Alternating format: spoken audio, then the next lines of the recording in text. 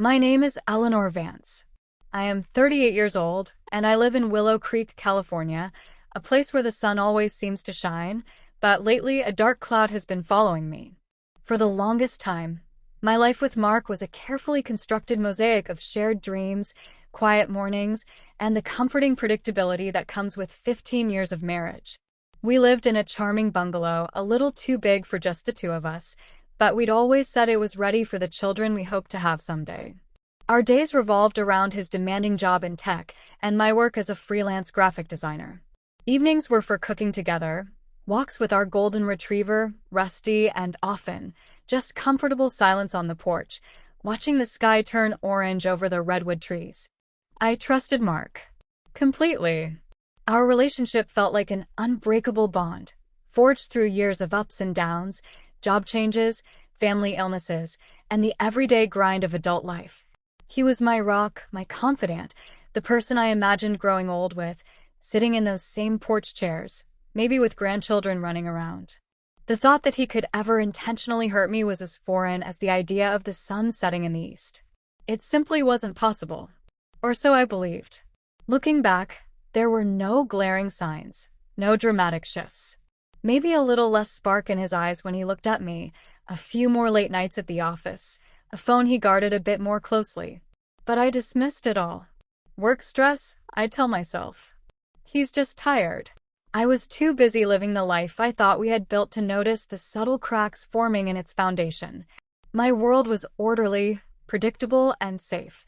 My biggest concern was usually a looming design deadline or Rusty tracking mud into the house. I was, in hindsight, dangerously naive. The first hint of trouble didn't come from an argument or a confession or even a suspicious text message. It came from a gut feeling, a nagging discomfort that settled in my stomach like a cold stone. Mark had left his phone on the kitchen counter one morning, unlocked, while he was in the shower. Something primal, something I couldn't quite explain, pulled me towards it. I wasn't looking for anything, not really, just a casual glance. But then I saw it, a notification from Instagram.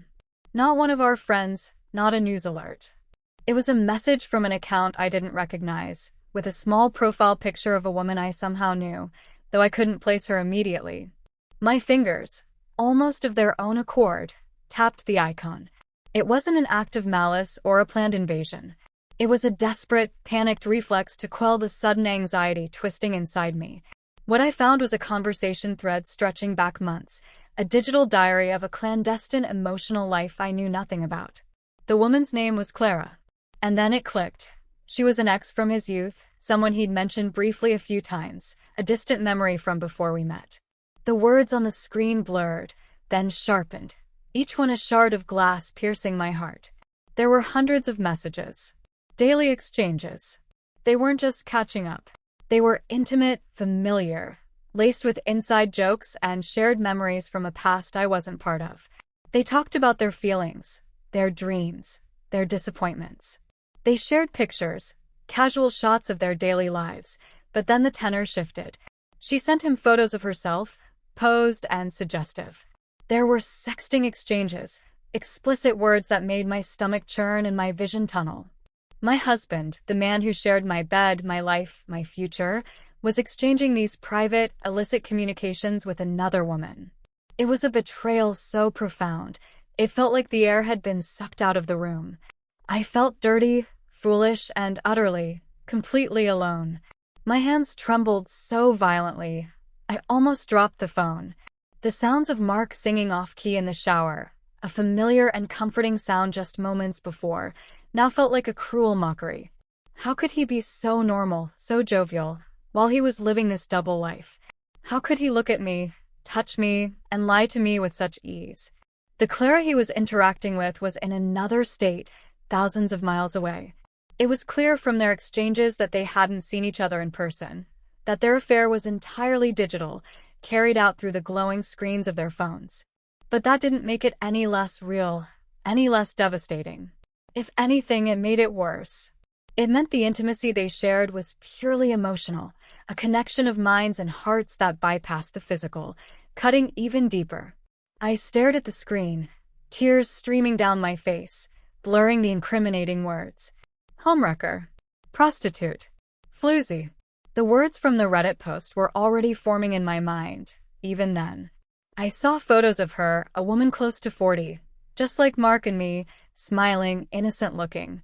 She was married too. Her husband even briefly mentioned in some messages as a source of mild annoyance. The hypocrisy burned. I felt a surge of pure, unfiltered rage. My chest ached with a physical pain, as if my heart was literally breaking apart. When Mark emerged from the bathroom, whistling a cheerful tune, I was still standing there, phone clutched in my hand, my face undoubtedly a mess. He stopped, his smile faltering. "Eleanor? What's wrong? Are you okay?" he asked, taking a step towards me. His voice was laced with concern, a concern that now sounded utterly fake, a performance. I swallowed, my throat raw. "What is this, Mark?" My voice was barely a whisper, thick with tears, as I shoved the phone towards him, the screen displaying the endless scroll of their messages. His face drained of color. The casual, confident air he always carried vanished, replaced by a mixture of shock and something close to fear. He snatched the phone from my hand, his eyes scanning the screen. "Eleanor, it's nothing. Just an old friend," he stammered, his gaze avoiding mine. "We were just talking. It's harmless. Harmless." I practically shrieked, the whisper now a raw, broken shout. "Harmless? You call this harmless, Mark? I miss your touch, Clara. Can't stop thinking about you, your body." I quoted verbatim from the messages, my voice rising with every word. "You call sending nude photos and sexting with an old flame harmless?" He flinched, his jaw tightening. It's not what you think. She's going through a tough time." I was just lending an ear. He tried to sound calm, but his voice cracked. He was trying to gaslight me, to minimize the blatant betrayal I had just witnessed. "Lending an ear? Are you serious?" I scoffed, a bitter, humorless sound. "This isn't lending an ear. This is an emotional affair, Mark. You're exchanging intimate details, sexual messages, with another woman. You're building a whole relationship with her behind my back." He ran a hand through his hair, looking trapped. "Eleanor, please. It means nothing. It's just digital. We haven't even seen each other in decades. It's just fantasy. It's not real life. It's real enough to break my heart, Mark." I screamed, tears blinding me. "It's real enough to make me question everything we have, everything I thought we were." His face softened then, a flicker of genuine regret, or perhaps just panic. He reached out to touch my arm, but I recoiled as if burned. "Eleanor, I am so sorry," he said, his voice quiet, finally dropping the facade of dismissiveness. "I messed up. I know. It was stupid, meaningless. I don't even know why I did it." "You don't know why?" I asked, my voice dangerously calm now, though my insides were screaming. "Because you're a coward, Mark. Because you couldn't face whatever was missing here, and you chose to find it in secret online with someone else's wife." The conversation devolved into a painful, messy argument, a torrent of accusations and flimsy excuses. He begged for forgiveness, promising to cut off all contact with Clara, to do whatever it took to fix us. But the words rang hollow. The trust, once an unshakable pillar of my life, had shattered. And once trust is broken, it's not easily mended. I saw him differently after that, through a distorted lens of doubt and suspicion. Every kind gesture, every declaration of love, felt tainted by the memory of those explicit messages. For weeks, I walked around in a fog, a ghost in my own home. I deleted my old Facebook account, the one where Clara had blocked me. I'd seen that when I first found her profile, and tried to erase her from my mind. I tried to focus on my work, throwing myself into design projects until my eyes ached. I went for long walks with Rusty, trying to lose myself in the familiar trails of Willow Creek, to breathe in the scent of pine and forget the stench of betrayal. I tried to convince myself that maybe, just maybe, it was truly over, a stupid mistake, and we could heal. I tried to believe Mark's promises, to rebuild what had been broken, but the pain wouldn't subside. It was a dull, constant ache in my chest, a cold knot in my stomach that tightened whenever Mark's phone chimed, whenever he was quiet for too long, whenever he looked at me with what I now perceived as guilt in his eyes. I tried to be the bigger person, to rise above the anger and humiliation. I practiced mindfulness, deep breathing exercises, anything to quiet the ceaseless chatter in my head that replayed those messages. I told myself that getting revenge would only hurt me more, make me bitter, make me just like them. I worked on my own self-worth, reminding myself that I hadn't done anything wrong, that I was the victim here. But being a victim felt weak, and I was tired of feeling weak. 7 months crawled by like years. The initial shock had worn off, replaced by a simmering resentment that I tried, and failed, to ignore. My relationship with Mark became a tense dance of forced normalcy, punctuated by moments of icy silence. We were living together, but we were miles apart. I hadn't forgotten Clara. She was a shadow, a constant presence in the periphery of my thoughts, a reminder of the ugly truth lurking beneath the surface of my supposedly perfect life. Then came last night. I was feeling restless, my mind buzzing with 1,000 unfinished thoughts. I made myself a cup of green tea, hoping it would soothe me. I didn't realize until it was too late that it was caffeinated. The caffeine, combined with the lingering, unaddressed anxieties, meant sleep was impossible. I lay in bed, staring at the ceiling, my mind a whirlwind of past conversations, future worries, and the ever-present phantom of betrayal. I reached for my phone, scrolling mindlessly through my new Facebook feed, the one I'd created to escape the ghosts of the old one. And then, out of nowhere, Clara's face flashed into my mind. Her smug smile in those pictures. The brazenness of her words. The cold fury that had been dormant for months ignited anew, hotter and more potent than ever. No, I whispered to myself, but my fingers were already moving. I typed her name into the search bar. Nothing. Of course not. She had blocked me before, and it was likely she had blocked me from her husband's account too, knowing I was a threat, a loose end. A wave of frustration washed over me. I needed to see her, to understand the woman who had so carelessly trampled over my life. I typed her husband's name next. He was a small detail in their messages, a backdrop to their illicit drama. I remembered his first name from one of their conversations. And there it was. His profile popped up. And through him, I found her. Clara's name was listed in his friends, her profile picture clearly visible. A triumphant, cold shiver ran down my spine. The hunt was on. I clicked on her profile, then navigated to her friends list. A goldmine. Her husband's entire family. Her friends. Her colleagues.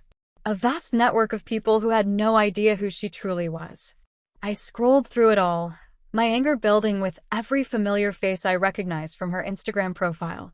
She was a public figure in her own circle, a respected professional, a wife, a friend. A complete fraud. I went back to Mark's old Instagram messages, the ones I had saved to my phone's memory, unable to delete them, a secret wound I kept picking at. I took screenshots, one after another. The intimate conversations, the flirtatious remarks, the explicit photos she had sent him, her face often visible, daring him, daring me. My vision blurred again, but this time, it wasn't with tears of sadness, but with the white-hot fury of righteous indignation. Shameless home-wrecking prostitute, I muttered, my voice barely audible in the quiet room. Floozy. The words felt like justice.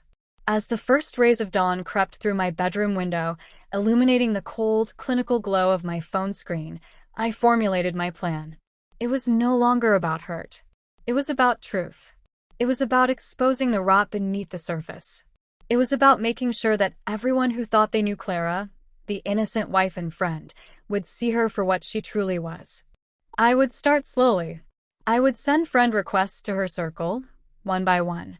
Her colleagues, her distant relatives, her childhood friends. I would build my audience, silently, patiently.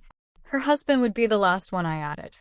And when I had a large enough audience, when her husband was safely among my new connections, I would unleash the truth. I would post the screenshots, tagging every single person she knew, every person who respected her, every person whose opinion mattered to her.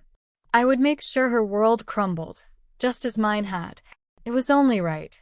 He deserved to know the floozy he married, and she deserved to be exposed for the woman she truly was. The pain that had been suffocating me for months transformed into a cold, hard resolve. I wasn't just a victim anymore. I was an architect of consequence. And for the first time in a very long time, I felt a strange, dark sense of purpose. The sun was rising, but in my heart, a storm was gathering, and it was about to break. The green tea, usually my evening ritual, had betrayed me. My mind, usually lulled by its warmth into a gentle calm, was buzzing with an electric current I hadn't felt in months. 7 months. 7 months of trying to forget, to rebuild, to simply be again. But the sleepless night, the quiet house, and the glow of my phone screen conspired against me, dragging me back to the darkness I thought I had escaped. My new Facebook account felt like a blank slate, a fresh start. Yet, with a morbid curiosity I couldn't resist, I typed her name. Melanie. An ex from his youth, a ghost from the past that had, inexplicably, materialized into a present threat. And there she was. Her profile, open, inviting. A picture of her smiling, a life seemingly perfect. My stomach twisted with a familiar cocktail of rage and nausea. I clicked on her husband's name next. Richard. He, too, had an open profile. It was like they were daring me to look, to witness the life built on the ruins of my own. My fingers trembled as I scrolled, the screenshots I had taken 7 months ago flashing in my mind's eye. The explicit messages, the whispered promises, the photos she had sent him. Each one a shard of glass, embedding itself deeper into my soul. The original plan, conceived in the white-hot furnace of betrayal, flared to life again. Expose her. Let the world see the shameless home-wrecking prostitute she was. Let Richard know the floozy he married. It felt like justice, a primal urge to inflict pain for the pain I had endured. The first step was to build my audience. My old Facebook account was gone, deleted in a fit of despair. This new one was a blank canvas, perfectly designed for my meticulously planned ambush. I started with her friends, the women who commented on her photos with heart emojis and seemingly innocent remarks. Brenda, Sarah, Jessica. One by one, I sent friend requests. My heart pounded with each acceptance, a perverse thrill running through me. It felt like infiltrating enemy lines, each successful connection bringing me closer to my target. I told myself I was a spy, a warrior on a mission. This wasn't about petty revenge. This was about truth. This was about making sure that what happened to me wouldn't happen to another woman. It was about exposing the rot, the deceit that festered beneath the surface of seemingly perfect lives. I spent hours poring over their profiles. Not just Melanie's, but her entire social circle. I absorbed the details of their lives, their vacation photos, their children's birthdays, their shared jokes. I learned about Melanie's volunteer work at the local animal shelter, her passion for hiking, her annual family trips to the coast. It was unsettling, seeing her portrayed as a vibrant, engaged member of her community. Each innocuous detail felt like a punch to the gut, a reminder of the two-faced nature of betrayal. This wasn't a faceless villain. This was a woman with a life, a family, friends who clearly adored her. The dissonance was jarring. I compiled a list of her close family members, her sister, her mother, her cousins. It felt predatory, cold, calculating. But I pushed the discomfort down. They needed to know. They deserved to know who their beloved Melanie truly was. My anger was a shield, protecting me from the deeper ache of my own broken marriage, my own shattered trust. This wasn't just about my husband's betrayal. It was about Melanie's willingness to engage in it, to participate in the destruction of my home. My sense of righteous indignation fueled me, pushing me forward into the chilling depths of my plan. I imagined the chaos, the fallout, the shattered facade. And a part of me, the wounded part, reveled in the thought. As the days turned into a week, my new Facebook account blossomed with connections. Melanie's friends, her family members, colleagues from her work. They accepted my requests without question, likely seeing me as just another friendly face in the vast digital landscape. I posted benign updates about my life in Willow Creek, photos of the rolling hills, a recipe for a sourdough bread I'd mastered. I crafted a persona, a perfectly normal woman, subtly weaving myself into their shared online reality. Each time I scrolled through Melanie's feed, my rage intensified. I saw her posting about love and commitment with Richard, her husband. The hypocrisy was a bitter taste in my mouth. She wrote long, heartfelt captions about their bond, their shared dreams. Did her hands shake as she typed those words, knowing the secret exchanges she was having with my husband? Did she feel a flicker of shame, or was she simply devoid of conscience? I obsessed over these questions, letting them fester, transforming them into fuel for the impending explosion. The moment came when I finally sent a friend request to Richard. It was late at night, the house silent save for the hum of the refrigerator. My finger hovered over the send request button. My breath hitched in my throat. This was it. The final piece of the puzzle. The culmination of my patient, meticulous work. A wave of adrenaline, cold and exhilarating, washed over me. I imagined him accepting, then seeing my eventual post, his world crumbling around him just as mine had. A flicker of satisfaction, dark and potent, danced in my chest. The next morning, his acceptance notification appeared. Richard Stone accepted your friend request. My heart hammered against my ribs. It was done. The stage was set. I had my audience. I had the damning evidence. I had the motive. All that remained was the execution. I opened a fresh document on my laptop, carefully pasting the screenshots. I started drafting the accompanying post, each word a weapon. To Melanie Stone and her husband Richard. I began. I envisioned the public shaming, the cascade of comments, the inevitable unraveling of their lives. I thought about the pain they would feel, the humiliation, the sheer, crushing weight of public exposure. It felt righteous. It felt earned. But as I typed, my fingers faltered. I looked at the first screenshot again. It was a photo of Melanie, taken from the shoulders up, her smile wide, innocent, but her eyes held a spark that my husband had clearly found enticing. Then the accompanying text, "Thinking of you, wish you were here," followed by one of his replies, "Me too, my sweet girl. You light up my world." The words twisted in my gut, not just because of the betrayal, but because they felt hollow. My gaze drifted from the screen out the window to the quiet streets of Willow Creek. The morning sun was just beginning to touch the tips of the redwood trees, painting them in hues of gold and amber. It was a peaceful scene, one that had always brought me comfort. But today, it felt distant, irrelevant to the turmoil raging inside me. A sudden, sharp memory surfaced. Not of my husband or Melanie, but of my grandmother. She had lived through her own share of heartbreaks, betrayals that cut deep. I remembered her telling me years ago, "Eleanor, bitterness is like drinking poison and waiting for the other person to die." The words echoed in the silence of my kitchen, a chilling reminder of the path I was on. Was this truly justice? Or was it just more poison? I had spent 7 months trying to heal. I had gone to therapy, started a new painting class, reconnected with friends I had neglected. I had poured my energy into rebuilding my life, not destroying someone else's. And yet, here I was, at the precipice of an act that would undoubtedly consume me, leaving me feeling even more empty than before. I imagined the aftermath. The initial rush of satisfaction, yes. But then what? Melanie's devastated face, Richard's confusion and anger, the shame, the vitriol. And then? My own life still shattered, still tethered to the pain of their affair.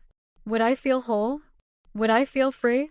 Or would I simply become a different kind of victim, defined by my vengeance rather than my recovery? The thought of dragging others into this mess, innocent friends and family who would be caught in the crossfire, suddenly felt abhorrent. What had they done to deserve this? Was it truly about justice, or was it a desperate attempt to find control in a situation where I had felt utterly powerless? My finger hovered over the post button, then slowly, deliberately, pulled back. The rage that had sustained me for so long began to recede, replaced by a profound weariness. I was tired of being angry. I was tired of being consumed by their betrayal. I was tired of letting their choices dictate my emotional state. I took a deep breath, letting it out slowly.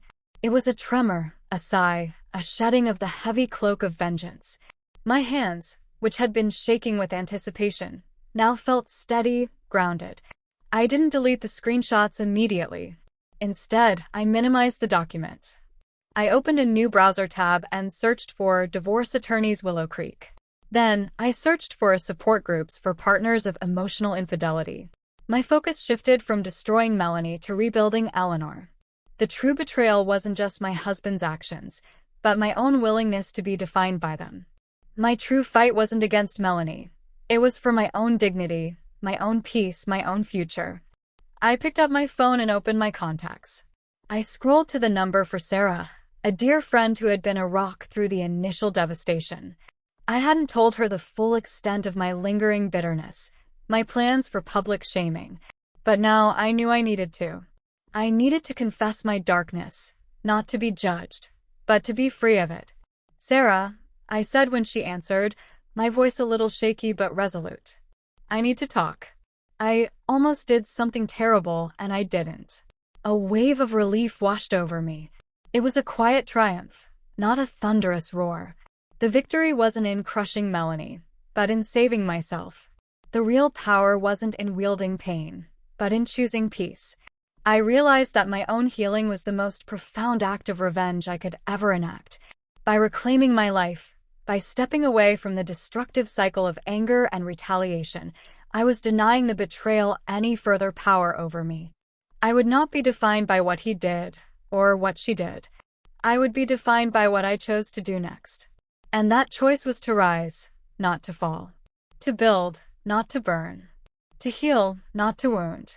My journey towards systemic positive change began in that moment, with the quiet courage to dismantle the bitterness within my own heart, paving the way for a future where I could advocate for healthy relationships, for self-worth, and for the true meaning of integrity.